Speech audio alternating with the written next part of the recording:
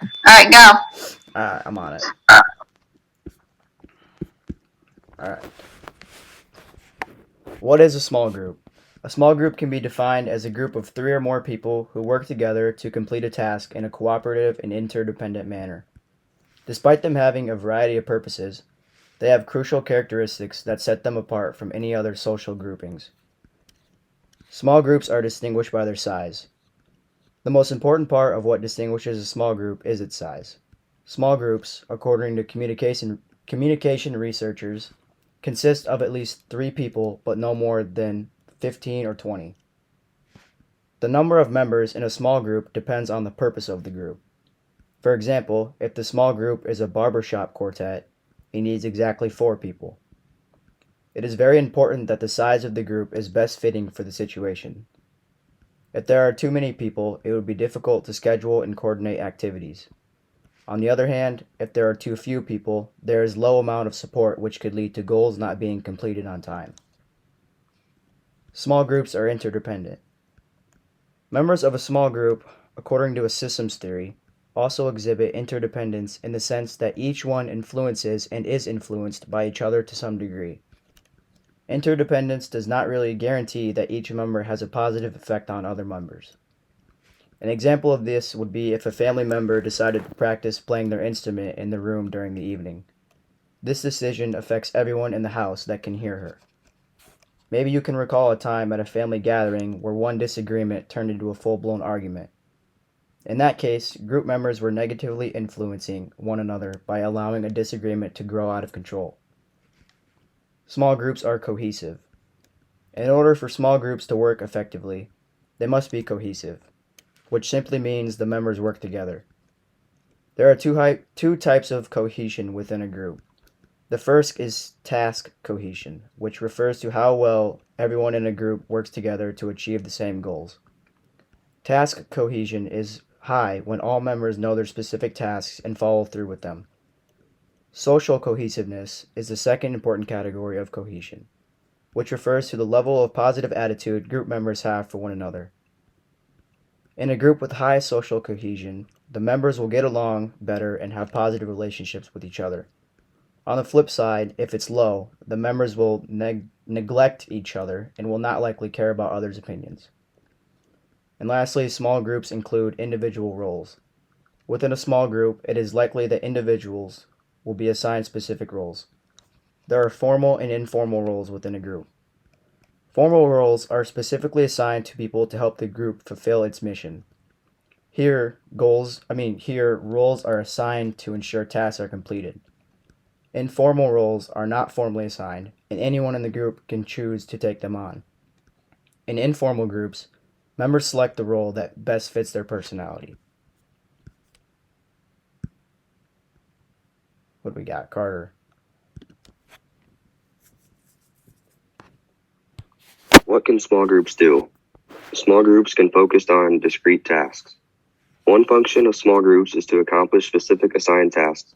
Some small groups that focus on discrete tasks, like a jury, disband after their tasks have been completed. Other small groups, like the Senate Intelligence Committee, remain in operation and simply turn their attention to the next assigned task. Small groups can evaluate and advise.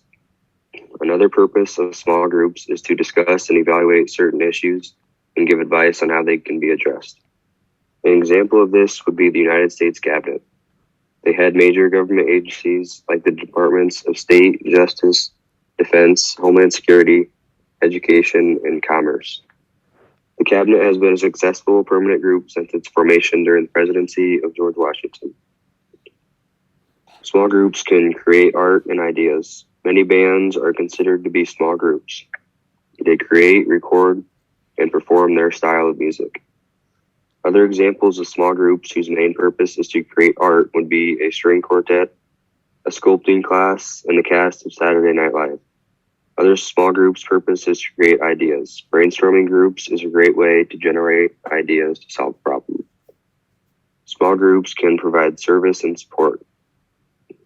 Some small groups help communities in need by, for example, building playgrounds, orchestrating food drives, and raising money for different types of research. Many colleges, universities, and religious organizations sponsor groups whose sole purpose is to provide community services. Other small groups give social or emotional support to those who need it. People in support groups often feel best if they talk about their issues with people struggling with the same thing. Small groups promote social networking. It is almost a guarantee that at some point in your life, you have joined a small group to meet new people. These social networking groups allow us humans to meet, communicate with, and get to know new people. These groups can be in person or through technology. The purpose is the same either way. Nowadays, almost every social media platform helps people fulfill their need to belong by sharing their lives and different interactions online. Small groups can compete. Many small groups are composed of people who partake in competitions. Sports teams that have under 20 athletes on the team are considered one of these small groups. An event that takes place every year in the United States is the Quiz Bowl. Colleges and universities sponsor groups of 8 to 12 students who answer questions from a wide range of subjects. Members in this competition must work interdependently to accomplish the goal, which is winning the Quiz Bowl. Small groups help us to learn. Lastly, certain small groups help us to learn, whether it's about a new topic or more about yourself. Study groups, workshops, wine tasting groups, quilting circles, a computer coding club, and Bible studies are all examples of this. These groups enhance critical thinking skills, helping us to analyze and evaluate ideas and let us benefit others with our knowledge. Cael? Why do we join small groups?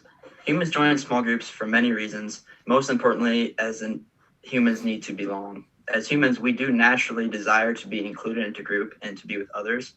This is especially true in places where we're uncomfortable, such as school, work, public places, or giving a speech, as in our example.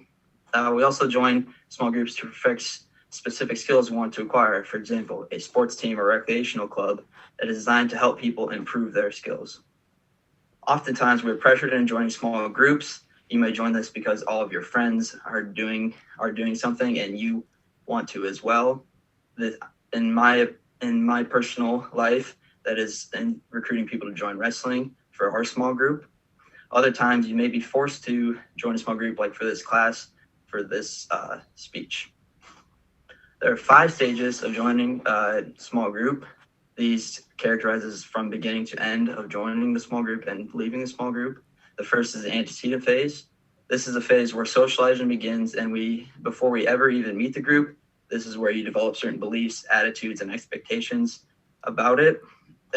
For this project, if you've had bad experience with group work in the past, you may not have wanted to join a small group or say that you don't want to do this project. Next is the anticipatory phase. This is when we decide to join a small group. We make judgments about what we expect from the group and its members. The process of forming those groups is called the anticipatory phase. Some of the judgments might be based on beliefs, attitudes, and expectations we formed from previous groups. This includes coming into the small group with a bad attitude about this project because you were forced to do more work than your fair share in previous projects. Next is the encounter phase. The encounter phase occurs when the first time we meet a group. For small groups, it can be face-to-face. For others, it may occur electronically, such as Zoom or Microsoft Teams. The expectations form part of the group's culture as they take form of statements such as everyone in the group is expected to do his or her fair share of work, and in this group, no one is more important than anyone else. The group's cultures and norms are set out during this phase. Next is the assimilation phase.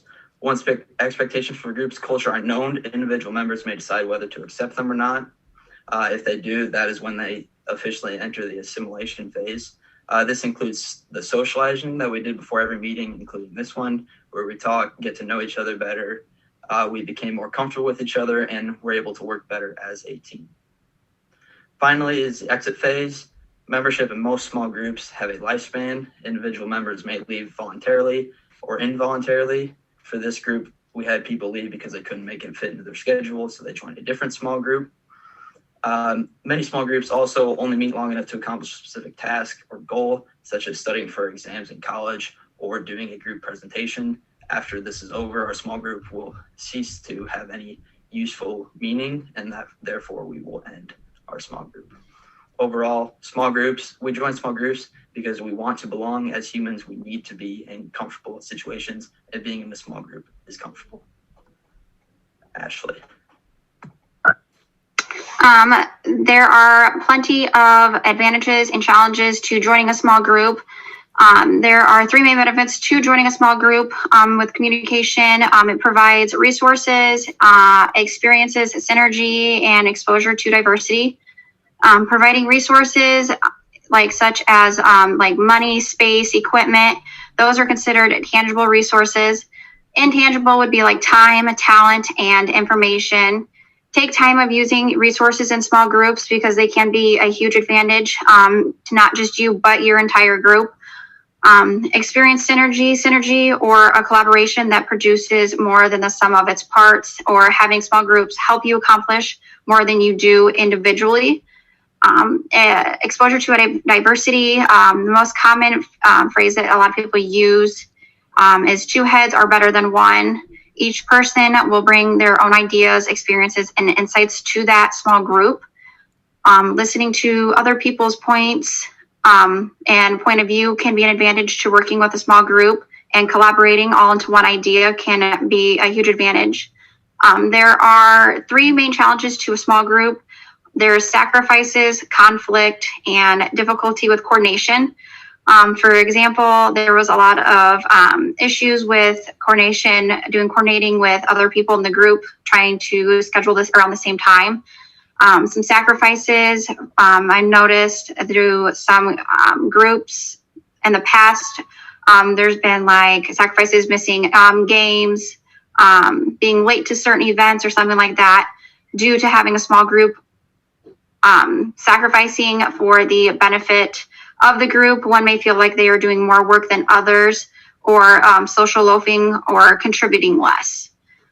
Conflict, it is when one or more of the parties' goals are incompatible and or resources are limited. For examples, conflict over group positions, work, or communication. Coordinating groups with sizes 4 or more can be difficult. Dividing up the work between members can help, but trying to get everyone together at the same time can be a hard task. Somebody mentioned doing everything like in electronic ways, such as email, Zoom, or calendar meets, or any other online meeting apps can help with scheduling and coordinating. Being aware of these challenges can help reduce the challenges in small groups and increase the advantages. Becca? Being a leader. Leaders often share specific traits that are not easily changeable. Traits that are usually similar amongst leaders includes physical traits and psychosocial traits. Although many people may share these traits, it does not necessarily mean that they will be a good leader. Starting off with physical traits. The most effective physical traits are sex, height, and physical appearance. With the first trait, most people perceive women less favorably than men as leaders. This does not mean men are better leaders. Studies have proven more negative nonverbal reactions such as facial expressions and gestures are towards more females than men's. Going along, in certain cultures, people associate height with dominance, competence, and power. It is more likely to see a tall person leading than someone very short. For example, 2/3 of the US presidents have been taller than the average adult man. Lastly, physical appearance plays a key role. Also, leaders with masculine-looking faces are said to be more competent than those with more feminine-looking faces. Leaders are also more likely to be attractive more than unattractive. Again, although these traits are related to being a leader, it does not determine who is a good leader. Leadership is a skill you can develop over time. Secondly, psychosocial traits. Psychosocial traits are characteristics of a personality and ways of relating to others. For example, extroversion is a personality trait expressed by people who are friendly, assertive, and outgoing. Extroverts usually succeed in leadership because they are very good at socially interacting with the people around them. To counteract that, introversion is expressed by people who are shy, reserved, and aloof. Introverts can undergo communication apprehension, anxiety, or fear about communicating with others. Although the communication factor may not be 100% and introverts still have something to offer, they're usually very good listeners and over time develop great relationships with those around them. Thank you.